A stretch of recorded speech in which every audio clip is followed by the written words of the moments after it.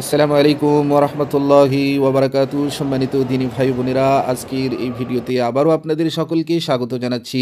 মহান আল্লাহ রাব্বুল আলামিন আমাদের সকলের জন্য জান্নাতের পথ সহজ করে দিন। আজকে আমি আপনাদেরকে একদম শুরু থেকে নিয়ে শেষ পর্যন্ত সাফা মারওয়ার সাই করার পরিপূর্ণ পদ্ধতি বুঝিয়ে দেওয়ার চেষ্টা করব। যেখানে যেখানে দোয়া পড়তে হয় সব আরবি উচ্চারণ ইনশাআল্লাহ আমি বলে দেওয়ার চেষ্টা করব, যাতে আপনারা খুব সহজেই শিখে নিতে পারেন, বুঝে নিতে পারেন। তো চলুন বন্ধুরা, দেরি না করে শুরু করে দেই। তো প্রথমে আমরা যখন সাফা পাহাড়ের দিকে রওনা হব তখন মনে মনে সাই করার নিয়ত করে নেব। নিয়ত মুখে বলা জরুরি না, মনে রাখবেন। নিয়ত মুখে করতে হবে না, এখানে অন্তরে আপনি ইচ্ছা পোষণ করলেন, এটাই হচ্ছে আপনার নিয়ত, যে আমি এখন সাফা পাহাড়ের দিকে যাচ্ছি, মারওয়া পাহাড়ের দিকে যাচ্ছি, আমি সাই করব, এটাই হয়ে গেল নিয়ত। আলাদা করে জবান থেকে বলার দরকার নেই। এবার সাফা পাহাড়ের সামনে এসে দাঁড়িয়ে আমরা একটি আয়াত পড়ব, আর এই আয়াতটি পড়া সুন্নাত। কোন আয়াত? আল্লাহ রাব্বুল আলামিন কোরআনুল কারীমের মধ্যে বলেছেন, ইন্নাস সাফা ওয়াল মারওয়াতা মিন শাআইরিল্লাহ ফামান হাজ্জাল বাইতা আও ইতামারা ফালা জুনাহা আলাইহি আন ইয়াতাওয়াফা বিহিমা ওয়ামান তাতাওয়া খায়রান ফাইন্নাল্লাহা শাকিরুন আলিম। এই আয়াতটা এখন পড়ে নিলাম। এখন সুন্নাত হিসেবে আরও একটি ছোট বাক্য পড়া হয়। সেটা কি? সেটা হচ্ছে আবদা উ বিমা বাদা আল্লাহু বি। আল্লাহ যেটা দিয়ে শুরু করেছেন আমিও সেটাই দিয়ে শুরু করছি।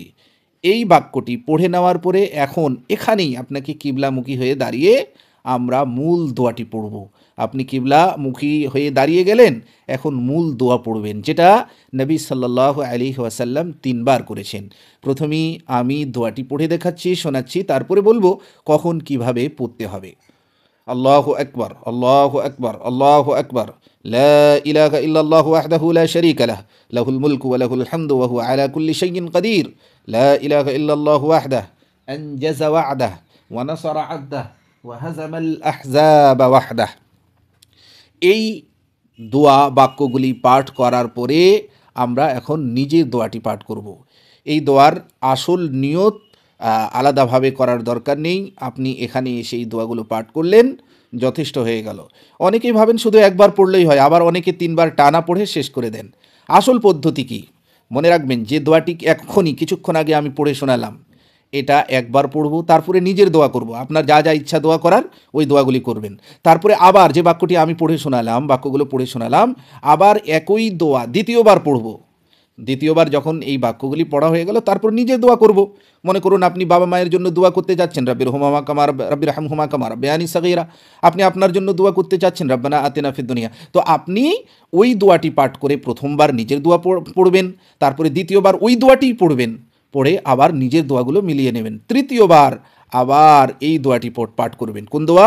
আল্লাহু আকবার, আল্লাহু আকবার, আল্লাহু আকবার, শেষ পর্যন্ত হাজামাল আহজাবা ওয়াহদা। এটা যখন পড়া হয়ে যাবে, এরপরে আর নিজের দোয়া মিলাতে যাবেন না। মোট 3 বার এই দীর্ঘ দোয়া, আর মাঝখানে 2 বার নিজের দোয়া পড়তে হবে। এখন আমরা সাফা থেকে নেমে মারওয়ার দিকে হাঁটব। যেখানে সবুজ আলো চিহ্ন আছে, যেখানে পুরুষরা একটু দৌড়াবেন, নারীরা স্বাভাবিকভাবেই হাঁটবেন, মনে রাখবেন। কিন্তু অনেক নারী, আমি নিজেই দেখেছি, অভিজ্ঞতার কথা, যে নারীরাও অনেক নারী দৌড়তে শুরু করে, যা ঠিক নয়, সঠিক পদ্ধতি নয়। পুরুষরা হালকা একটু দৌড়ানোর ভঙ্গিমায় ওখানে চলাফেরা করবেন। এরপরে মারওয়ায় গিয়ে ঠিক সাফার মতোই দোয়া করব, যেভাবে দোয়া আমরা সাফা পাহাড়ে করলাম। তারপরে নিজের দোয়া করব, অর্থাৎ আল্লাহু আকবার, আল্লাহু আকবার, এটা পাঠ করার পরে নিজের দোয়া, তারপরে আবার আল্লাহু আকবার, আল্লাহু আকবার শেষ পর্যন্ত, তারপরে আবার নিজের দোয়া, এরপরে আবার আল্লাহু আকবার, আল্লাহু আকবার, ওই দোয়াটি পাঠ করার পরে এরপরে নিজের দোয়া আর পড়ব না। এরপরে সম্মানিত দিনী ভাই বোনেরা, আজান হয়ে গেল, জোহরের আজান হচ্ছে। যাই হোক, আমি এই বিষয়টা শেষ করে দেই। সাফা থেকে মারওয়া যখন যাবেন 1 চক্কর হয়ে গেল, আর মারওয়া থেকে সাফা 2, এরপরে সাফা থেকে 3, সাফা থেকে মারওয়া যাবেন 3 হয়ে যাবে। তো এভাবে 7টি চক্কর হবে, এভাবে 7টি চক্কর হবে, আর শেষ 7ম চক্কর মারওয়ায় শেষ হবে। এখন এরপরে আমরা আরও কয়েকটি বিষয় জানার চেষ্টা করব। এখন সাই শেষ। যদি উমরা হয়, পুরুষরা মাথা মুন্ডন বা চুল ছোট করবেন, নারীরা আঙ্গুলের ডগার সমান চুল কাটবেন। প্রিয় দর্শকবৃন্দ, এটাই ছিল সাফা মারওয়ার সাই করার সম্পূর্ণ পদ্ধতি। আয়াত, দোয়া, উচ্চারণ সব কিছু একসাথে বললাম যেন আপনাদের শিখতে সুবিধা হয়। আশা করি ভিডিওটি উপকারে আসবে। আসসালামু আলাইকুম ওয়া রাহমাতুল্লাহি ওয়া বারাকাতুহু। তবে হ্যাঁ, একটি জিনিস যেটা ভুলে গেলাম সেটা হচ্ছে যে আপনি সাই করার সময় যখন হাঁটতেছেন তখন কি পড়বেন? আপনি দোয়াও করতে পারেন, কোরআনুল কারীমের তিলাওয়াত করতে পারেন, কোনো সমস্যা নেই। হ্যাঁ, আপনি যা চাইবেন তাই করতে পারেন। দরুদ পাঠ করতে পারেন বা তাসবিহ তাহলিল করতে পারেন, জিকির ও আজকার করতে পারেন, কোনো সমস্যা নেই। নির্ধারিত কোনো দোয়া নেই, নির্ধারিত যে দোয়াটি রয়েছে সেটা আমি আপনাদেরকে জানিয়েছি। ধন্যবাদ। জাযাকুমুল্লাহু খাইরান ওয়া আহসানাল জাযা ফিদ দুনিয়া ওয়াল আখিরা। আমি আরেকটি জিনিস সেটা হচ্ছে সাই অবস্থায় উজু থাকাটা ভালো। যদি উজু ছাড়াই কেউ সাই করে হয়ে যাবে ইনশাআল্লাহ। এরপর যদি কোনো মহিলার তাওয়াফ করার পরে হায়েজ অথবা নিফাস চলে আসে, এমত অবস্থায় সে সাই করতে পারে, কোনো সমস্যা নেই।